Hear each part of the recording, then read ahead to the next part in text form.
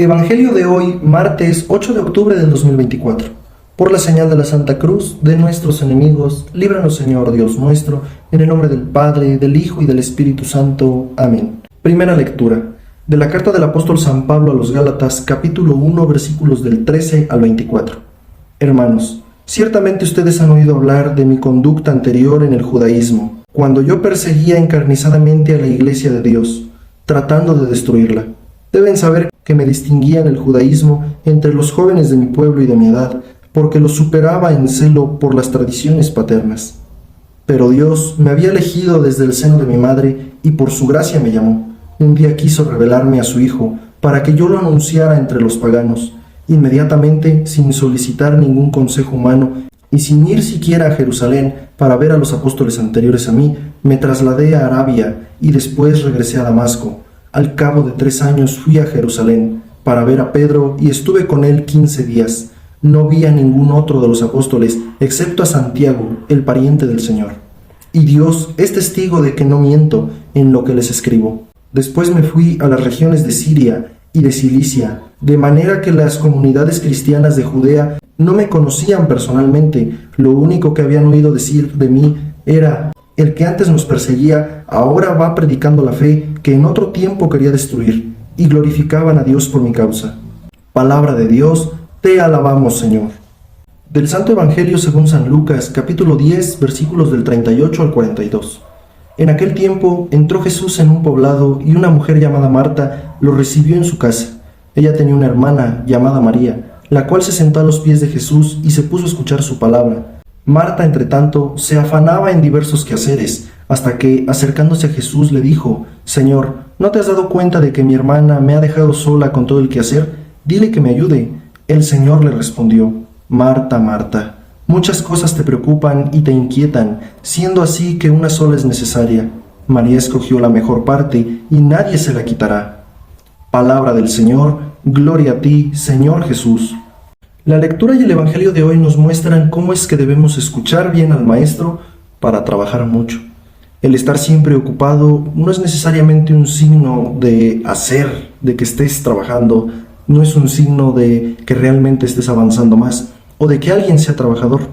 Pues cuando el quehacer se convierte en un fin en sí mismo, sin preguntarse por su finalidad y algún sentido que le des, pues las personas podrían estarlo usando como un escape o un tipo refugio de su vida o de la vida real y actual. En el ámbito de la fe también puede suceder que hagamos muchas cosas y hasta valiosas, pero sin disponernos como discípulos a escuchar a Jesús. En otras palabras, en el Evangelio vemos cómo es que Lucas nos previene sobre el riesgo de trabajar sin ninguna causa, sin ningún propósito real de fondo, de hacer mucho pero sin sentido. Quizá andamos de un lado para otro, trabajando duro en múltiples tareas, y nos sentimos nerviosos como Marta. A ella le sobraban ganas de trabajar, pero olvidaba lo primordial: sentarse a los pies del Maestro y escucharle, pues atender la palabra es el antecedente, precisamente es el punto principal para salir a trabajar con un sentido en la vida.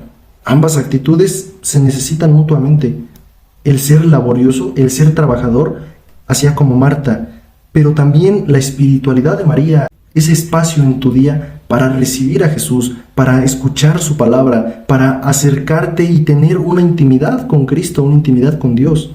El Evangelio no quiere decir que hay que dejar de trabajar o que debemos de trabajar un poco menos y rezar más. No. Quiere decir que ambas cosas se necesitan, pero debemos de estar muy pendientes y con la mente muy abierta y los ojos muy atentos a que nunca nos gane ni una cosa ni otra.